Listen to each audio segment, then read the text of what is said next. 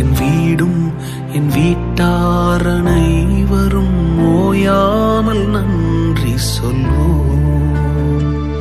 ஒரு கரு போல காத்தீரே நன்றி, என்னை சிதையாமல் சுமந்தீரே நன்றி. ஒரு கரு போல காத்தீரே நன்றி, என்னை சிதையாமல் சுமந்தீரே நன்றி.